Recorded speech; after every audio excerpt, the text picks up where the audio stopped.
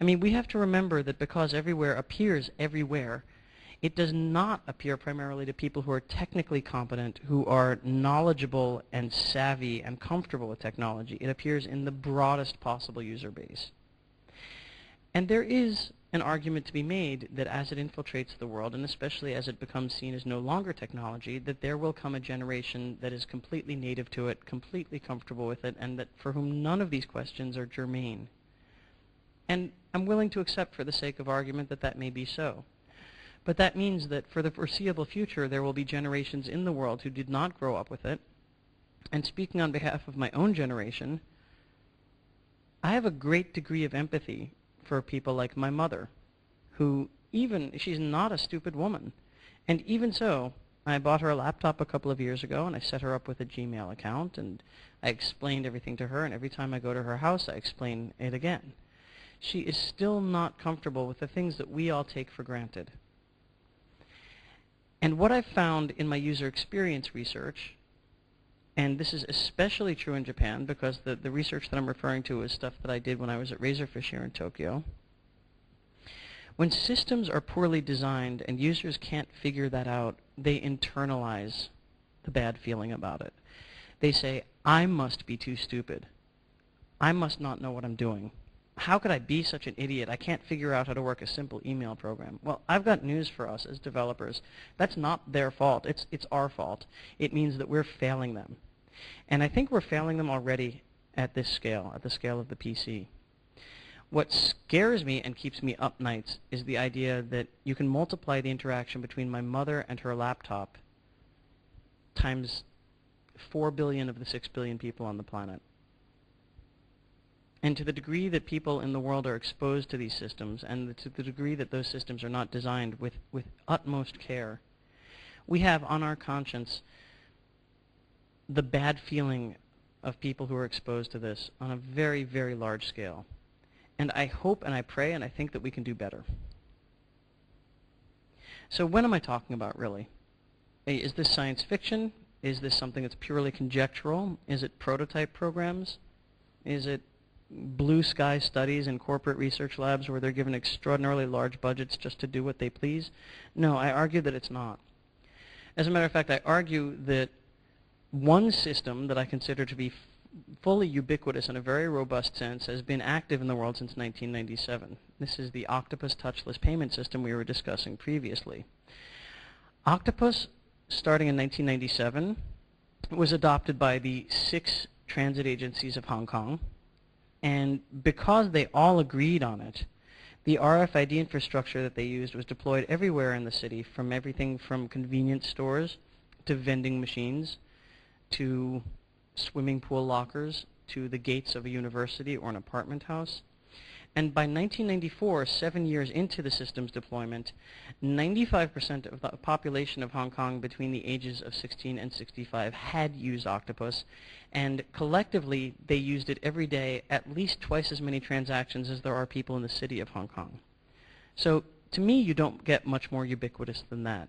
That is, right now, real world, having all of the political and social impacts that I'm discussing right now in a city that's not so very far from here, and it's become utterly part of everyday life. And if that's not a robust enough vision of ubiquitous computing for you, I'm going to ask you to consider what's happening in Korea right now, in a very interesting city that's being built on landfill southwest of the Incheon airport. It's a city called Nusongdo. And it is being designed from the ground up as a ubiquitous city, a U city. And in this, as you know, it replicates a great many things that are going on right now in Taiwan, elsewhere in Korea, in China, and right here in Japan. There are many, many, many U city initiatives going on right now. If you Google the term U city, you're going to come up with a lot. Nusongdo was designed in 2004 with essentially an RFID infrastructure in everything, so that when you bought a can of soda from the kombini, your account was automatically debited because it had an RFID tag in it that notified the store when you removed it from the store and who removed it. And when you properly deposited it in a recycling bin, because you're a good citizen, some portion of that can's cost was deposited back into your account as a deposit. And oh, there's sensors in the flooring of the houses for the grandmothers and the grandfathers. And the sensors are there because if the grandmother should trip and fall and hurt herself, the load sensor in the flooring registers the impact, notifies the ambulance, the first responders, unlocks the front door so they can come and see what's wrong. And these are just two examples of systems that are everywhere in the fabric of this place from the ground up. New Songdo has been underwritten by two of Korea's largest banks and a very, very large and respected Swiss investment bank. And so what this tells me is that if there's any question in people's mind that this is science fiction, these banks are not known for just making random investments like this on science fiction ideas. Banks do make multi-billion-dollar mistakes all the time, it's true, but I don't think that they would be willing to underwrite a city like New Songdo if they didn't have a reasonable expectation that the systems that were being discussed were robust enough for everyday life. They're just not that stupid to burn their money that way, we think. And for American audiences, something that I like to discuss, because almost all of the examples that I've used so far have been from Taiwan or from Korea or from Japan. And so there's a very easy tendency for North American and European audiences to say, well, that's something that they do over on that side of the Pacific. And so I use an example of an RFID infrastructure called the MasterCard PayPass system. And it's very interesting. When I got my new credit card last year, I had been reading about this, and so even though nobody ever told me anything, when I got my new card, I looked at it, and sure enough, it's got an RFID tag embedded in it. And you can't even really see it unless you hold it up to the light, and it turns out that there's a tag in it, and the entire card is its antenna. And that you could use this for a Suica system or an octopus type system. You could use this card for touchless transactions. The trouble is that MasterCard and the other people sponsoring the system didn't do politically and economically a very good job of embedding it in the social world. And so what's happened in the States is that we've seen a massive disinterest in the PayPass system. It's underperforming its sponsors' expectations by something like 75%. As it turns out, they have an interest in people using PayPass. I mean, we see that when PayPass is installed, the per transaction amount goes up by 25% compared to standard credit cards. So people actually spend 25% more when they use the touchless payment system. So that clearly incentivizes MasterCard. But it doesn't necessarily incentivize you as a user. I mean, you are told that this is for your convenience. You're never told that it's for the bank's convenience. But people are smart, right? I mean, the world is filled with people who are canny, and our collective intelligence is deep, and our collective wisdom is strong. And I think if you give people something and you tell them that it's for your convenience and you're going to enjoy using it, and yet that doesn't map with their expectations, they're not going to just sit there and suck it up. And that's what we've seen with MasterCard. With the PayPass system, it's just not being adopted.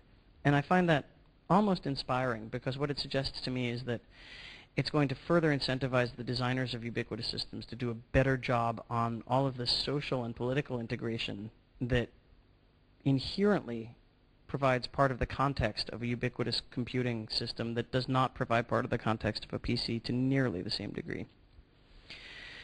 So that's the win of it. I mean, I think that these issues are here for us now, and certainly for the people in this room, this is not going to come as a surprise. I mean, we need to wrap our heads around this now. We need to start considering this now if we are to have any impact on the next generation of products and services. But the question remains, why do we care? I mean, isn't this a solution in search of a problem? Isn't this something that has been designed because technically engineers could do it, but not because there was any screaming need for it in the world? Well, you can call me a cynic, but anytime you ask a question of the form, why, I have to imagine that the answer has something to do with this. I think that money has a lot to do with why, and specifically, we know that in the mobile market, for example, that the carriers don't make very much money off of voice. As a matter of fact, their revenues off of voice transmissions have been plummeting for years, to the point that they're not even capable of underwriting the infrastructure anymore. So certainly the telecom, the mobile carriers are very interested in ubiquitous mobile data delivery. But it's not merely them, it's markets.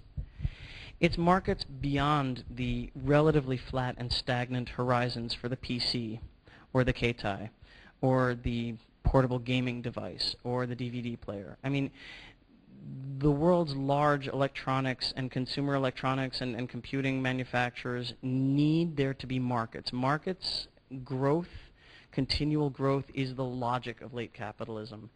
Things need to keep growing, otherwise they are seen to be stagnating, and that is the kiss of death. So what could be more attractive than the prospect of literally instrumenting and wiring up everything in existence? I think this is one of the main reasons why we see so much interest in ubiquitous computing, which doesn't mean that everywhere is a bad thing at all.